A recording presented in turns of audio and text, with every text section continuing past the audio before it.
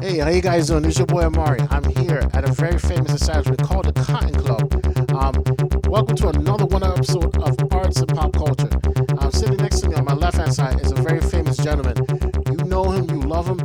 He's unstoppable, the unbreakable, the one and only Jerry Fontanez, Master Jerry Fast Feet Fontanez. How you doing, man? Man, I'm doing phenomenal. And to be in the Cotton Club, man, it's a dream come true. Phenomenal. And the manager of the Cotton Club, thank you for showing up. And, special shout out to the director behind the camera, the one and only from Paisley Park Productions, Curtis Adams. Thank you very much for directing. So I brought you here for a very special reason. First reason was for him to do a photo shoot because guess what? Jerry Fasty Fontanez is going to step back into the fighting ring karate. He's going to have a fight in November, right? November 20th is scheduled. Wow. So what made you decide to get back into the ring and fight again? Well, if you think about the Kung Fu movies, right, we looked at the young guys that were kind of cool, but we saw that old guy with the long hair and the white that we wanted them to, they were better. So at age 55 or 10, I make believe I'm 10, 5 and 5 could be 10, I still have the same passion to be what I would consider like Jack LaLanne of martial arts. And I just really honestly don't understand how my peers never really continued with leading by example. And you're very good at leading by example. I know you used to have your own school and everything. Are you still teaching? I'm presently still teaching martial arts, and that's probably someone trying to call to get some lessons now, and I apologize for that because the truth of the matter is that it's been nonstop, man. It's okay, man. This is part of the show. Okay, we like these little mistakes here and there. It's the same magic with watercolor. The little mistakes make the painting look better. So that's fine. Whoever wants to call you can call you, but you'll get back to them till later. So the reality is that I honestly believe that it's easier to lead by example than just to talk. I've always had that problem, so if you want to demonstrate something to me, I'll believe that you can do it because I see it. I've never really been good on just listening to stuff because I'm a visual person.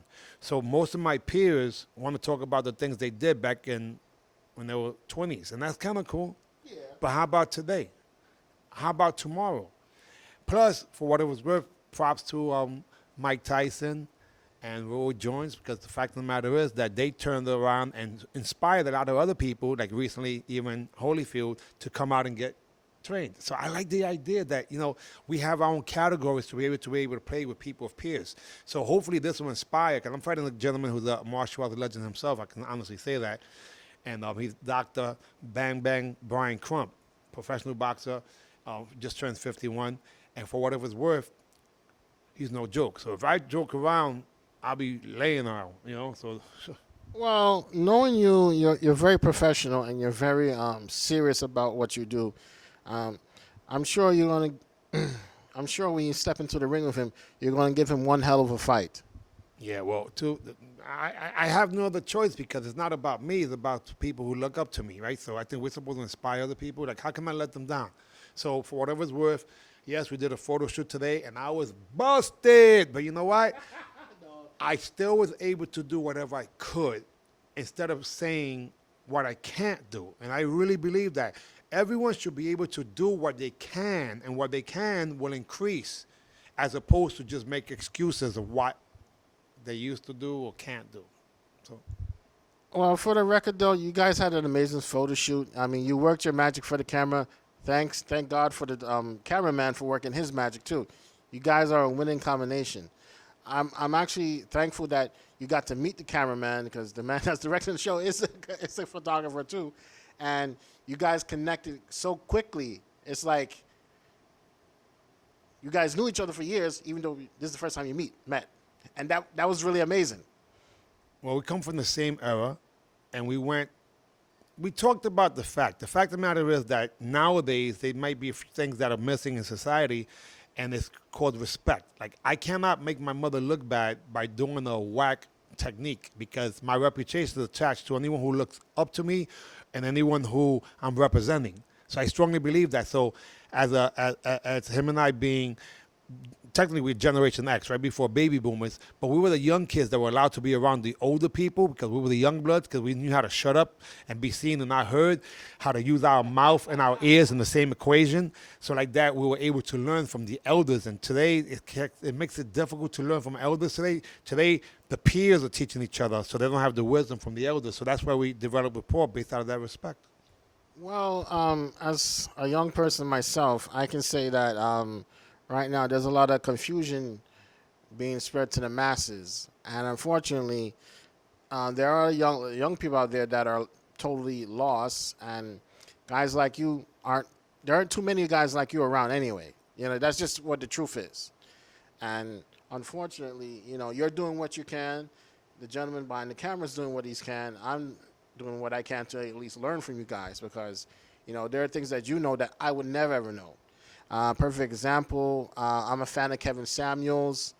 Like that guy changed my whole view when it comes to dating women and keeping up with friendships. Like I'm part of the accountability movement. You know, if you need to talk to me, talk to me. If you want to crack jokes, I'm down for it. If you're hungry, I got you. You know, that's just what it is for me. Well, listen, the truth of the matter is that, as an example, I was a teenage parent. So my oldest son is 38. My youngest daughter is 12.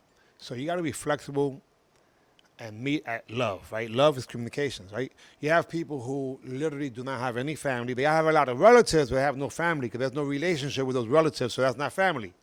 So that's why a lot of times family are people that you interconnect with, and they don't even have the same last name. Sometimes your enemies are relatives because they're the first one that hate on you. You happen to be relatives, but you're not in the relationship that's conducive, so you're not family. They just have the same last name. Yeah. So being able, Some blood too. yeah, well, no question about it. They share blood, they share DNA, and they're the 180 opposite of what would be someone that you would normally talk to, which is sad. But when you start having that bridge between ages and that relationship with people that you share DNA is a whole other level. So leading by example, being part of not me but we, man, I'm down with that.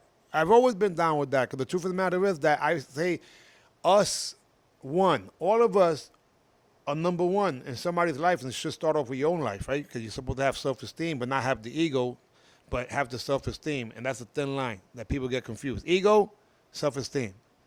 Yeah, I can speak on that because growing up myself, I didn't have too much self-esteem. You know, I was a very reserved kid, and I like to keep to myself. It wasn't until I learned about Kevin Samuels and Strong Successful Male and Donovan Sharp and Fresh and Fit that I am a man that's going to be confident. I can be confident. I am confident, and because of the wisdom that those men display online, I can share with others that are younger than me. So I try to lead by example as best I can, you know, especially when it involves like younger guys, because a lot of young guys in this, especially in this country, they grow up in homes with just a mom, and you know they need male encouragement, not just female encouragement. Female encouragement is nice, but it can't help you to be a better man. You need an older man to encourage you to be a better man. That's just what I feel. There's no question about it. When you make that, when I got that phone call from my son that his mother cannot take, is because I'm coming from the perspective of been there, done that, and completely understands. So that's lucky. Most people do not have access to, like you said, their father, for whatever reason it is, or the male figure who's willing to share.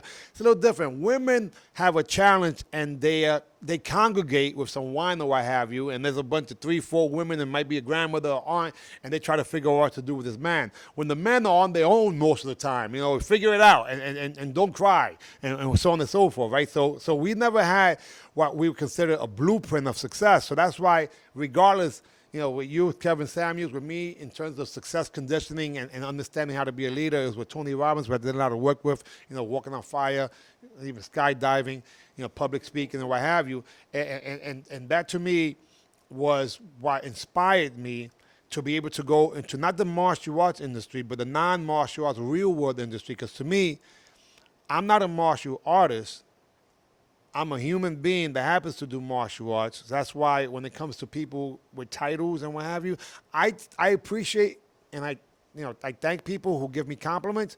But the minute they give me a compliment, I think about how I could do better. I should do better. I don't want to rest on my laurels of the past because that's kind of cool. But how about today, man? How about tomorrow? You want to be refreshed. You want to be renewed. You want something brand new, and I totally understand that. Me being like, for example, when I started doing interviews, well, my reason for doing interviews is truthful cold.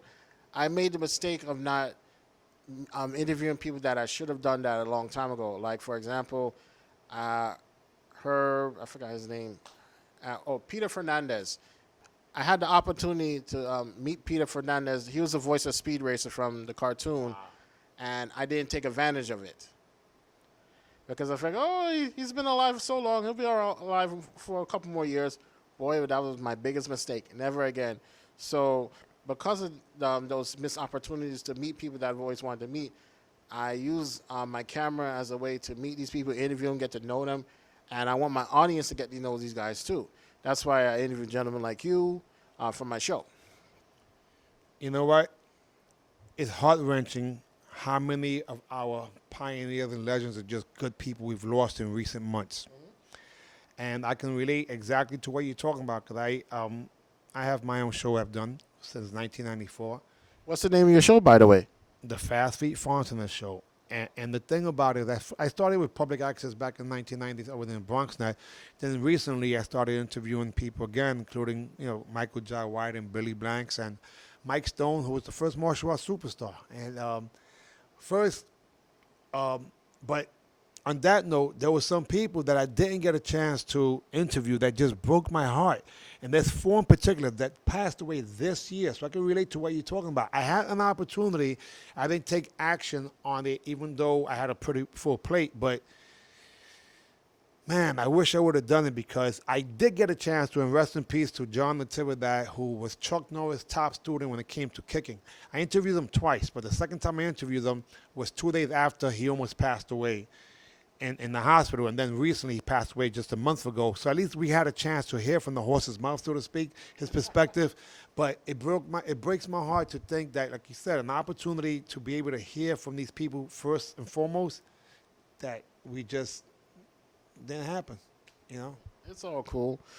So you got your big fight coming up. I heard also through the grapevine that you're trying to get your feet into the movie business. Well, it's weird because you know how other people think that you should be doing things? I've had that for years. They say, you could do this and you could do that. And a lot of times it's a compliment. But when it also may not be the right time. yeah, so timing is of essence, no question about it. I was exposed to the movie industry or entertainment industry in the mid 1980s, and I just didn't fit with what was happening during that time. So I did a Burger King commercial, and I did a lot of media when it comes to print and what have you. But when it came to movies in particular, I didn't like. I was on the set of The Last Dragon. I didn't like what I saw behind the scenes personally. And that will not be discussed here on camera. I won't go over the details of that, but what I'm saying is that I didn't like what I saw, and I don't mean from anyone in particular, but just the aura of the industry. And years after, it wasn't just the movie industry, the music industry. It was just not a place where my mother would want me to hang out at. So as crazy as that sounds, but it is the place where I know a lot of people being influenced. So today, because for what it was worth, I can still help people live their dreams, and if I can inspire them, at 55 years young, I can actually do something that people more than half my age think they might be too old to do. So I think it'll be kind of cool, because I think when you guys see the photo shoot, that's the person who's 55 throwing kicks like that. That would happen to be injured, not injured, sore from training crazy yesterday. So the reason I'm doing it is not because of me, but how will my children and grandchildren and my family and friends appreciate that. So it's not about me, it's about we, and I think that they will be inspired also. That's what I'm giving them. That's cool, man. That's cool. So is it safe to say in the future you're going to produce your own movie here in New York City? 100%. So I, again, and guys, I apologize, but you hear that calling? I didn't put it on mute, and I'm sorry about that, but this is the thing. That happens to me on a daily basis. That's why I had missed 7 phone calls before, and you didn't even hear it, right? It's okay. Yeah. I mean, it's part of the deal. You know, that's those little mistakes right there make the interview better. Right. Well, because it's reality, right? The reality is it's also raining cats and dogs right now, and I have my fat laces Pumas, so I'm going to have to put some plastic bags over it like we did back in the day. But no, honestly, today is the present. The present is a gift. What are you going to do with your gift today? There's no difference between me and or anyone else who is alive today, except for what you do with that time. You know, so I strongly believe that a lot of people don't realize that we're God's greatest creation and that we're not really giving that respect enough to make the most out of our true potential. I really, really believe that it's a sin, meaning missing the mark when you don't do what you really want to do. And a lot of times what you really want to do, you have to go back to when you was a little kid, maybe single digits. I'm 10 years old all over again, and I still love my martial arts and hip hop because that's who I am. Puerto Rican, born in Manhattan, raised in the Bronx, that loves to have fun. And fun, sometimes is kicking people in the head too. If you know, it's better to give than receive. Dancing, hey, man, who didn't want to be James Brown, you know? When I hear right now, watch me now, don't, feel the groove, or even some jazz, music, movement, Bruce Lee, cha-cha, all that stuff is just fun. So the way I figure, if I have 24 hours, 24 more years, I would like to have a good time. So identifying with what you loved as a young person, you may draw cartoons. So that's the point. And a lot of people miss that they really think that they're too old to do what? To have fun? No, you're never too old to pursue what you love, what your passion is. You have to also balance that out with finances, right? So a lot of times artists have a challenge with only working with the right side of the brain, so they want to express themselves. They don't think about finances, but you cannot pay for anything without having money. And some people have been taught that money is the root of all evil, which is a misquote. It's the love of money. So understanding that money is a seed to be able to finance what would be your dreams and goals and aspirations, then that will make it where you have a chance to work on both sides of your brain, which also means, like we spoke about, Mr. James Brown himself, who owned his own masters. The same thing with Ray Charles. I mean, we're talking about these guys, And Prince. African-American men. I'm more impressed by the ones that did it in the 40s and 50s and 60s because it was unheard of by anyone, an artist, regardless of color, to own the masters. And to be blind and African-American and own your masters, that means the people that came before, during, and after just didn't have the business part. James Brown said, I'm the show, I could be the business. And I learned a lot from that. I think that's very important. It's very true too. It's very true too. So, do you have a special message for your opponent that you're going to fight in November? Man, this gentleman, Dr. Brian Bam Bam Crump, man, he's like a little brother. We're going to put on a show, and he's going to try to take me out, and he better, because it's like swimming. You can't jump in the water and get upset that you got wet. So if you're fighting, you can't get upset that you get hit. Billy Blanks broke my jaw. My teeth are crooked because of that. But because of that, I also got a lot of women because of this. If I say to you, hey, man, I got my jaw broken, but I fought Billy Blanks on ESPN TV in Madison Square Garden in 1986 before Tybo. For real? That might be my biggest trophy. Ugh. So my point is that you could take something that would be a negative and make it into a positive, right, because it just happens to be part of that industry. So crying over spilled milk has never, ever, ever helped anybody unless the person was sympathetic. But realistically, for Dr. Brian Bam Bam Crump to put himself on the line, he doesn't have to. I don't have to. But we choose to. And we choose to take it to the next level and not be full of crap. Lead by example. When I want to show somebody something, I don't tell them, let's go to the videotape.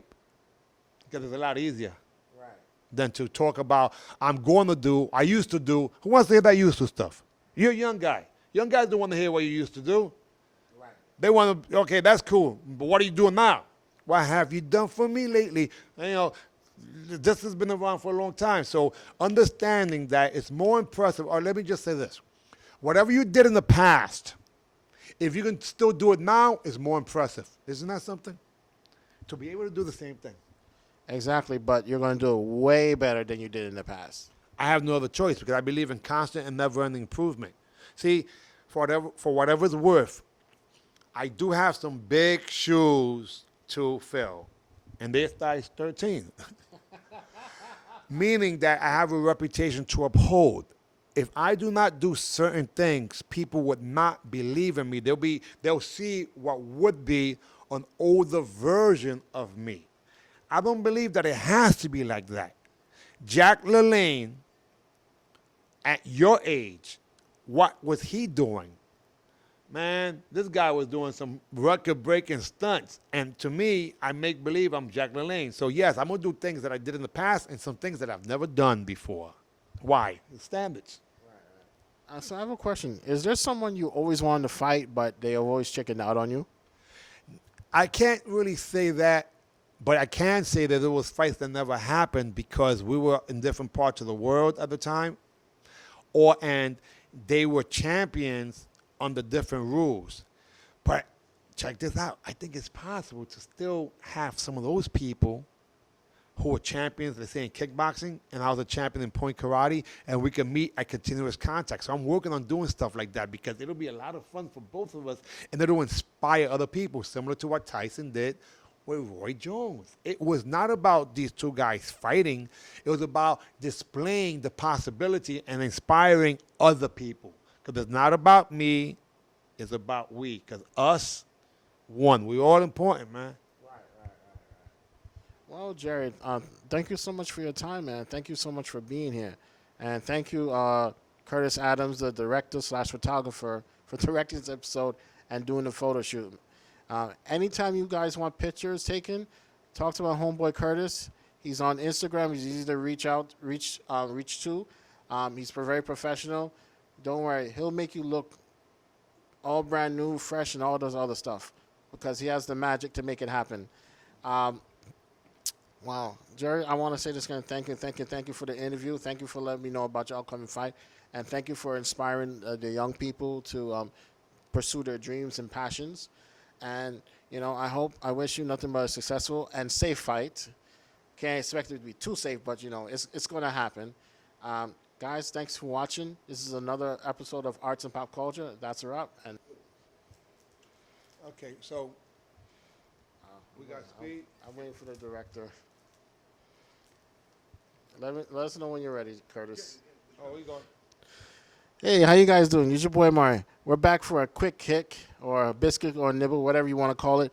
I'm still here with Master Jerry Fastfeet Fontanez. I completed a painting of him in watercolor.